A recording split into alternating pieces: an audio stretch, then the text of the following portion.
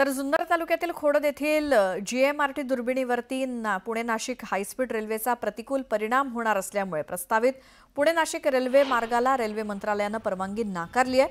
तर रेल्वे मार्गावरील आक्षेप टाळण्यासाठी जीएमआरटी तांत्रिक उपाय योजावेत, अन्यथा जीएमआरटीचं स्थलांतर करावं अशी मागणी खासदार अमोल कोल्हेंनी केली।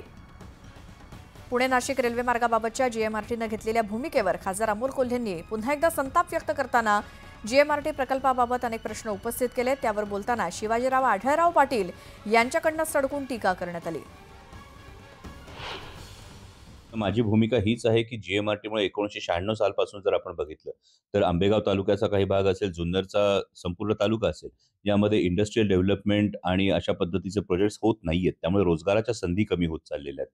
लोकांचं लँड होल्डिंग कमी झाल्यामुळे इथल्या भागातल्या तरुणांना रोजगाराच्या नवनवीन संधी या हव्या आहेत आणि अशामध्ये रेल्वे मार्गाचे फायदे आपल्या सगळ्यांना ठाऊक आहेत। पुणे नाशिक रेल्वेचा नेमका फायदा काय हे सगळ्यांना ठाऊक आहे आणि त्यामुळे माझी भूमिका हीच आहे की प्रत्येक वेळी एक आडमुठी भूमिका जीएमआरटीने घेऊ नये, एवढीच माझी साधी अपेक्षा आहे।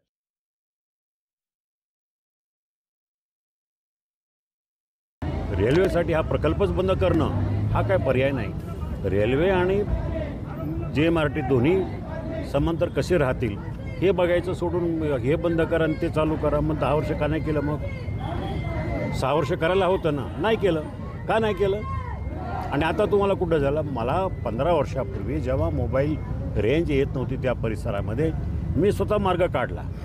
मी त्या स्टँडिंग कमिटीमध्ये असताना सगळ्या अधिकाऱ्यांना बोलवलं, जीएमआरटीच्या लोकांना बोलवलं आणि त्यांना सांगितलं मोबाईलच्या सगळ्या कंपन्यांना की तुमची फ्रिक्वेन्सी वेगळ्या पद्धतीनं ट्युनिंग करा, जी जीएमआरटीची अडचण येणार नाही। त्याप्रमाणे केलं ना, आज मोबाईल चालू आहेत। त्याचं कारण मी त्यावेळेला इनिशिएटिव्ह घेतला होता।